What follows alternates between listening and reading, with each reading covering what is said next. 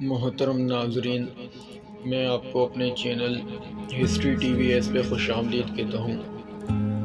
محترم ناظرین، آج میں آپ کو جس ہستی کے بارے میں بتانے جا رہا ہوں وہ ہستی ایسی عظیم ہستی ہے کہ یقیناً اس کو ہر پاکستانی ضرور جانتا ہے، اور جو کراچی میں اور سندھ میں بالخصوص رہتے ہیں ان کو تو پتہ ہے کہ وہ ہستی کیا ہے، ان کی کیا شان ہے۔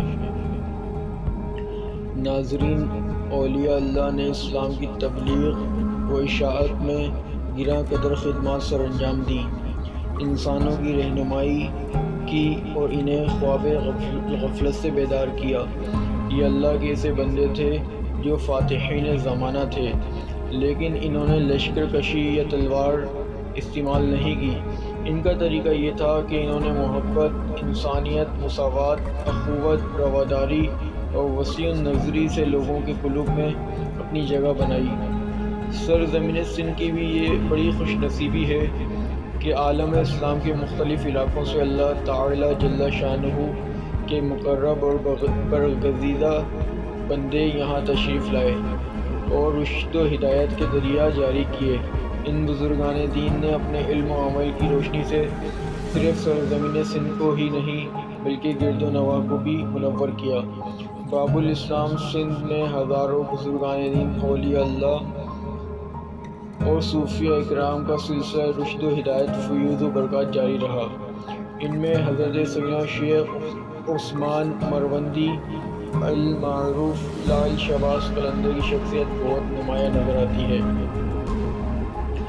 محترم ناظرین، آج کے ملک آذربائیجان کے ایک چھوٹے سے قصبے مروند میں حضرت کبیر الدین احمد تقویٰ اور پرہیزگاری میں اپنا ثانی نہیں رکھتے تھے۔ حضرت سید محمد کبیر الدین احمد شاہ کی کوئی اولاد نہیں تھی۔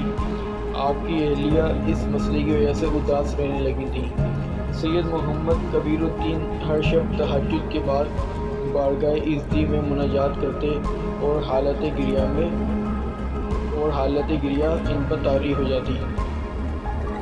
ایک شب انہوں نے حضرت علی کو خواب میں دیکھا اور عرض کی، یا امیر المؤمنین، آپ میرے حق میں اللہ تعالیٰ سے اولاد کے لیے دعا کیجیے کہ وہ مجھے فرزند عطا فرمائے۔ حضرت علی نے تسلی دیتے ہوئے آپ کو ایک فرزند کی بشارت دی۔ کچھ عرصے بعد 570 یا 573 ہجری بمطابق 1177 عیسوی میں سید کبیر الدین احمد کے گھر ایک فرزند کی ولادت ہوئی جس کا نام محمد عثمان رکھا گیا۔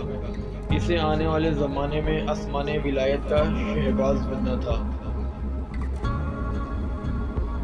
محمد عثمان کی ابتدائی تعلیم آپ کی والدہ ماجدہ کی نگرانی میں ہوئی۔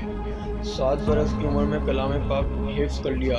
حضرت شیخ منصور رحمۃ اللہ علیہ کی نگرانی میں علوم ظاہری کی تکمیل کی۔ عربی اور فارسی زبانوں میں آپ نے بہت کم عرصے میں خاصی مہارت حاصل کر لی۔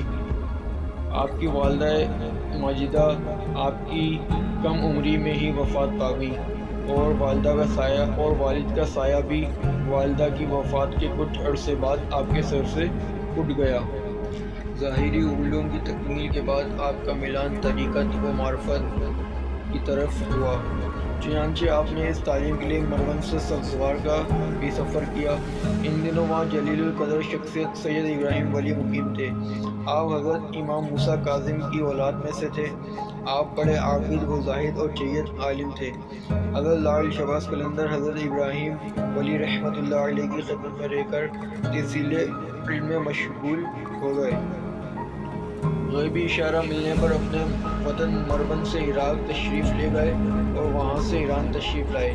حضرت امام علی رضا رحمۃ اللہ علیہ کے روحانی و قلبی واسطے کی وجہ سے آپ کے مزار پرانوار پر حاضر ہوئے۔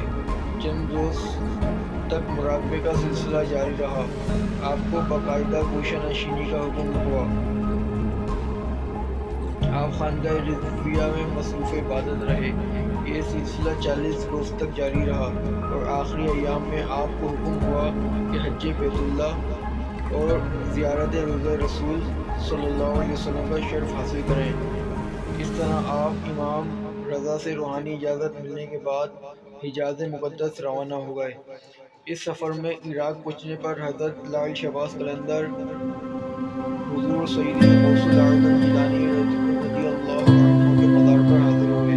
حضرت لال شہباز قلندر کا یہ سفر